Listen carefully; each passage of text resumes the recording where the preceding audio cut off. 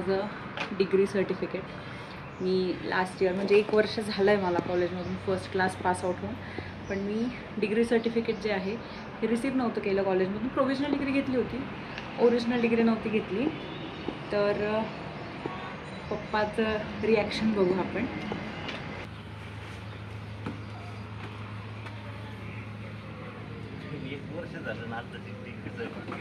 मला तर पहिले प्रूफ करायचं होतं ना की BSc ॲग्रीच्या काबिल आहे की नाही म्हणून.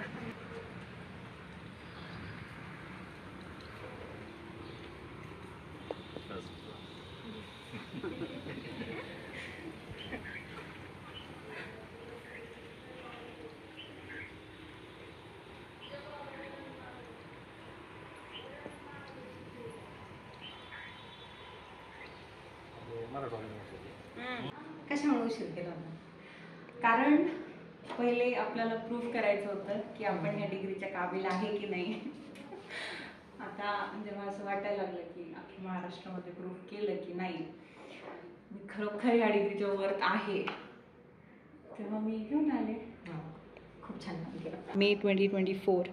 पण मला खरोखर असं वाटत होतं की BSc ॲग्री केली ठीक आहे, पण M I worth it.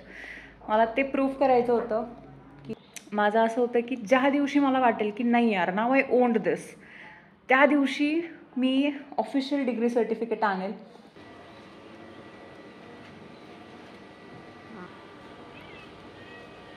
Okay.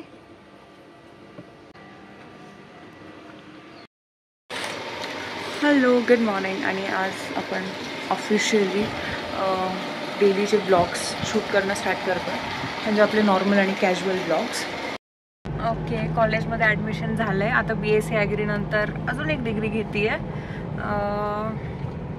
त्याच्यासाठी डॉक्युमेंट्स जे लागत होते ते सगळे कॉलेजमध्ये सबमिट केलेत. आणि आमचा एक शूट आहे पहियूचा आणि माझा, पण आम्ही कॉलेजसाठी आलो होतो. आज याची पण लास्ट डेट होती शूटचं. पण शूट कशाचं आहे तुम्ही सध्याच नाही सांगणार, तुम्ही नंतर सांगणार. माझं लॉ कॉलेजमध्ये ॲडमिशन झालं. अरे वा, चांगलं काम झालं. मग आता झाली वकिली तू? अजून नाही, अजून वेळ. मग लॉ झाल्यानंतर काय करू? काय करू? फूड टेक्नॉलॉजी करायचं. ठीक आहे, लॉ नंतर फूड टेक्नॉलॉजी. जेवण करा काय? हो, आता सगळ्यात पहिले जेवण करणार, मग नंतर दुसरं जे काय. कोण?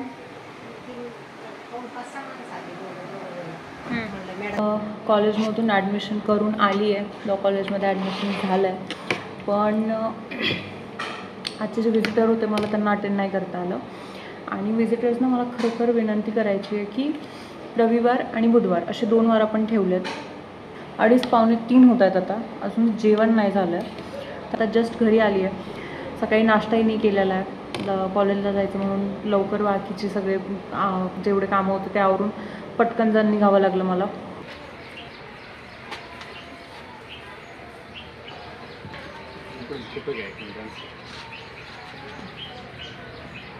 विचार केला त्यावेळेस साईबाबांपासूनच सुरुवात केली, करायचं की नाही करायचं. कालचा शूट आम्ही पोस्टपोन केला होता कारण काल खूप जास्त उशीर झाला होता. टीम पोहोचलीच नव्हती शूटसाठी. आणि आज टीम आता पोहोचते, 1-5 मिनटांमध्ये पोहोचतील. ते गव्हर्नमेंटचं चॅनल आहे, नॅशनल टेलिव्हिजन आहे आणि त्याच्यावरती आपण येतो आहे. तर टीम आली आहे, बघूयात.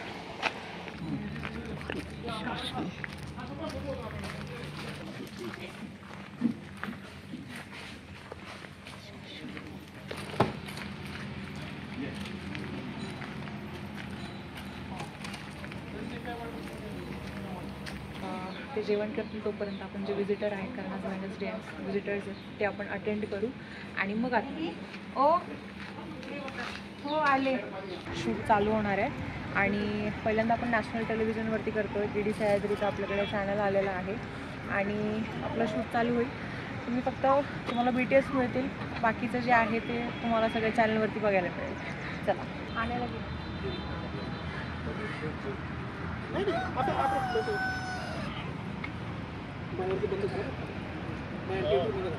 नाही बाहेरच्या आतमध्ये कसं हा सर नाही. स्टार्ट करते हैं। यस, जो भी खाना लेके आएंगे इधर साइड से जाके डालने दीजिए। ठीक है ठीक है। अम्ब्रेला ऊपर ऊपर मोबाईल सायलेंट करून टाका सर्वांनी. हो,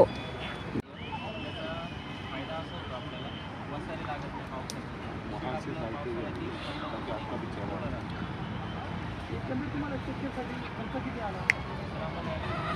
म्हणजे आपण छोट्या छोट्या गोष्टी लक्षात घेतल्या ज्याने आपल्याला फायदा होईल त्यालाच आपण आधुनिक तंत्रज्ञान म्हणतो.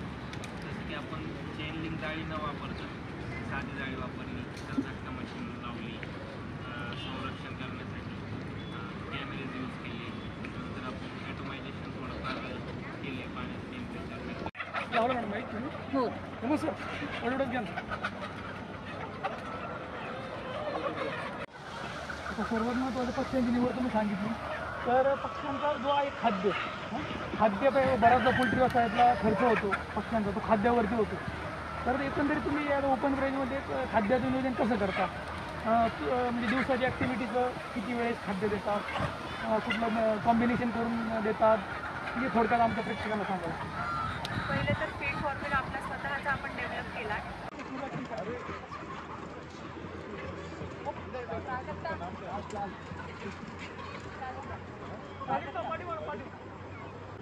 बस बस बस उधर उधर ही बस बस चलो चलो आगे आगे आगे.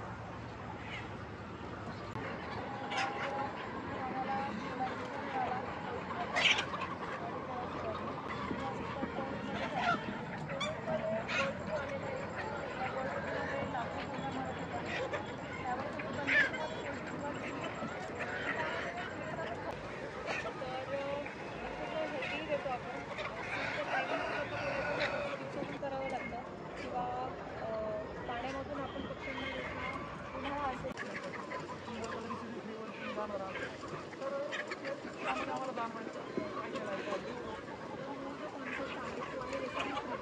म्हणजे रसायनयुक्त सगळ्यात मेन जे समाजामध्ये असते ज्या रेटो आपण मराठा वडिलांनी कायम हे सांगितलं की तू मुलगी आहेस, तू सगळं करू शकतो.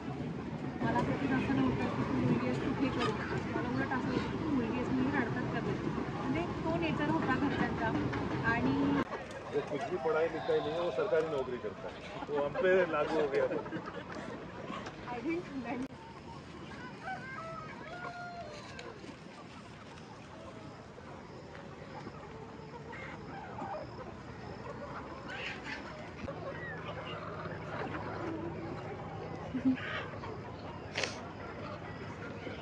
बचा हुआ कुछ फुटेज चाहिए ना, हाँ इनसे ले लो.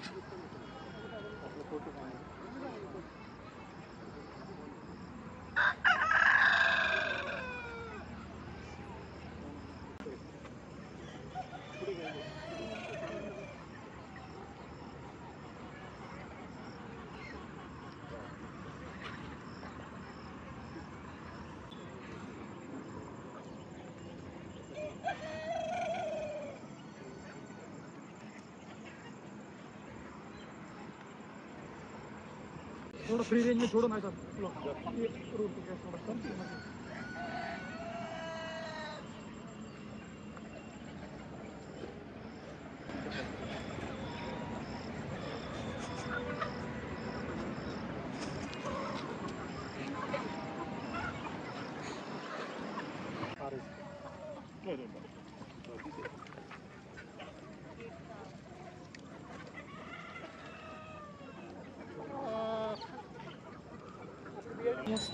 जो ए रोल आहे तो झालेला आहे.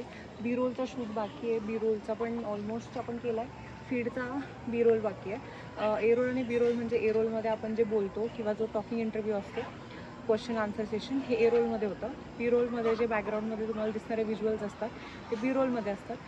तसं शूट झालं आहे ऑलमोस्ट, थोडा बाकी आहे. बघू, छान वाटतं आहे पण कंटाळा पण तेवढं.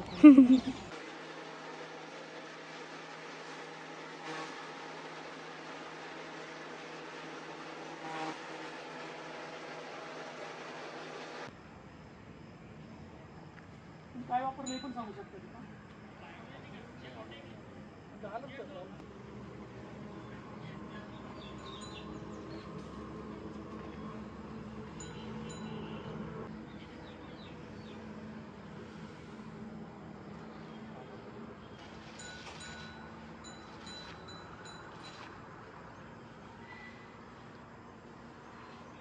या डन. बैठ BRT है टेरेस पे जाओ.